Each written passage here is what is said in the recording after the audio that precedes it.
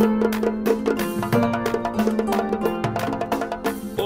de Jésus notre Seigneur, l'amour de Dieu le Père et la communion de l'Esprit Saint soient toujours avec vous. Après la méditation sur la tente du dimanche dernier, premier dimanche du temps de l'Avent, en ce deuxième dimanche, nous sommes tournés vers l'espérance d'une manière forte. Si vous avez bien suivi la première lecture, « Consolez, consolez mon peuple, dit Dieu ». Nous lisons là le livre du prophète Isaïe. C'est le livret qu'on appelle généralement le livret de la consolation, qui retentit quand Israël est déporté à Babylone après la défaite dans la guerre contre le roi de Babylone, Nabuchodonosor. Tous les vaillants fils d'Israël sont déportés à Babylone et ceux qui sont restés, c'est des agriculteurs. Le temple est détruit et Israël et le prophète Isaïe surgit pour apporter un message très important. Ne pensez pas que Dieu a oublié son alliance. Vous êtes encore le peuple de Dieu. Il envoie donc ce message dans bientôt la libération. Dieu ne renonce pas à son alliance.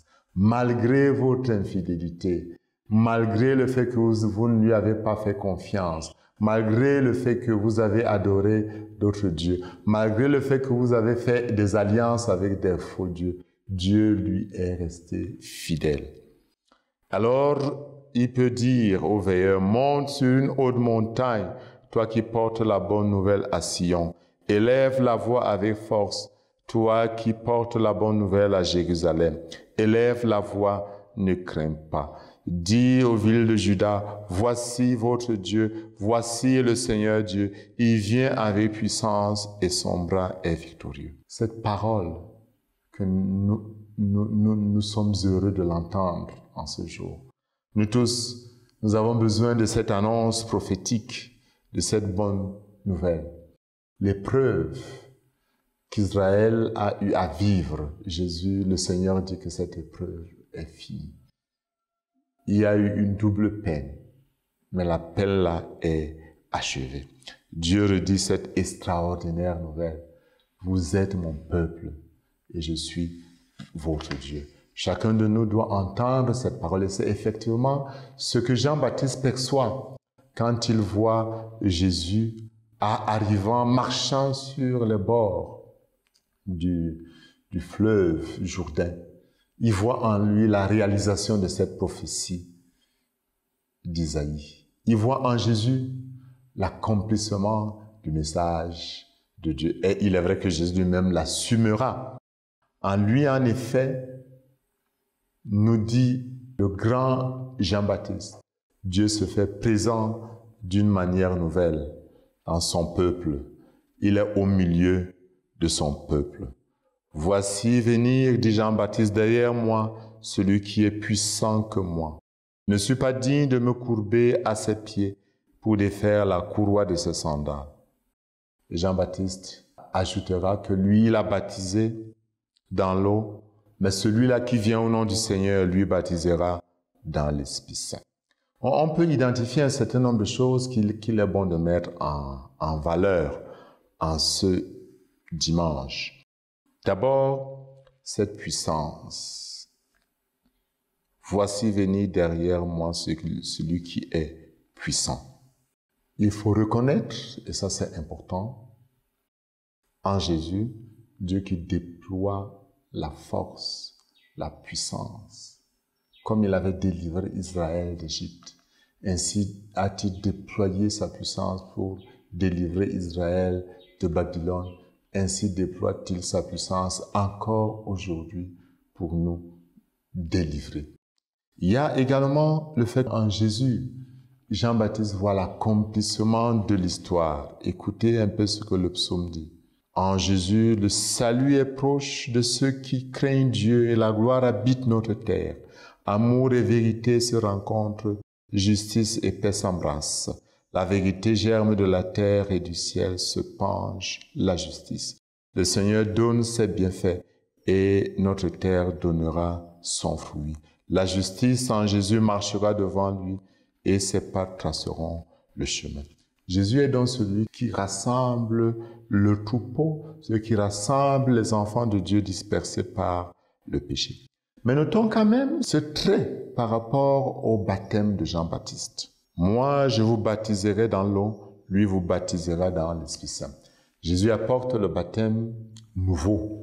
Par ce baptême, Dieu réside dans le cœur de l'homme. Il devient temple de l'Esprit Saint, demeure de Dieu. Mais le baptême de Jean-Baptiste, qui préfigure, qui annonce le baptême de Jésus, est un baptême qui nous appelle à la conversion. Cet appel perpétuel à la conversion est réel. Et Jean-Baptiste le dit clairement quand il dit « Aplanissez les chemins du Seigneur ». Jean le Baptiste parut dans le désert, il proclamait un baptême de conversion pour le pardon des péchés. Toute la Judée et tout Jérusalem venaient à lui. Tous se faisaient baptiser par lui dans les eaux du Jourdain en reconnaissant leurs péchés. Jean était vêtu de poils de chameau, avait une ceinture de cuir autour des reins et se nourrissait de sauterelles et de miel sauvage. Jean appelle à la conversion. Le temps de l'Avent est donc également pour nous un temps d'appel à la conversion. La conversion signifie foncièrement abandonner son chemin personnel humain et se tourner vers Dieu pour commencer à marcher selon la dynamique de Dieu. La conversion signifie reconnaître que mes projets en moi peuvent ne pas apporter tout le bonheur que je désire et laisser les projets de Dieu s'accomplir en moi. Abandonner ma perspective, ma manière de voir le monde pour embraser la perspective divine.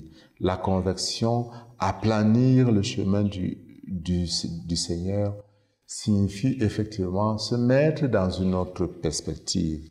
C'est à ce titre que, comme le dit l'ancienne d'ouverture, le peuple de Dieu voit venir son Sauveur, le Seigneur qui fait retentir sa parole. Et cette parole, c'est préparer le chemin du Seigneur, aplanissez sa route pour que tout homme puisse voir le salut. En ce dimanche, frères et sœurs en Jésus, abandonnons ce qui nous détruit pour rechercher, comme nous le dit Saint Paul et Saint Pierre, autant pour moi dans sa deuxième lettre, cet appel à la sainteté, pour que nous puissions participer à ce monde nouveau que nous attendons. Ce que nous attendons selon la promesse du Seigneur, c'est un ciel nouveau et une terre nouvelle où réside la justice. Il continue dans l'attente de ce jour, frères bien-aimés, faites donc tout pour que le Christ vous trouve net et irréprochable dans la paix. Faisons tout pour que le Christ nous trouve net et irréprochable dans la paix. Aplanissons les chemins du Seigneur. Laissons-nous habiter par l'Esprit Saint. Abandonnons nos chemins tortueux qui nous tournent vers la destruction. Ayons le courage d'écouter Dieu qui parle dans notre cœur singulièrement en nous appelant à ceci.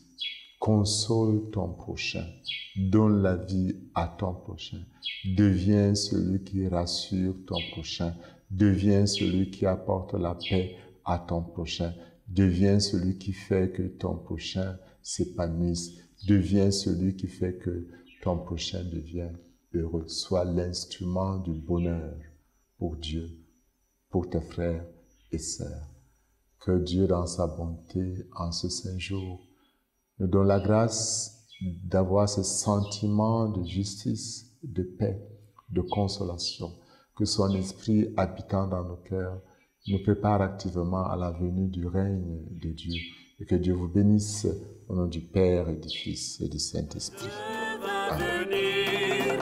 Voix qui s'élève dans nos déserts, il faut préparer la route au Seigneur, il faut préparer la route au Seigneur.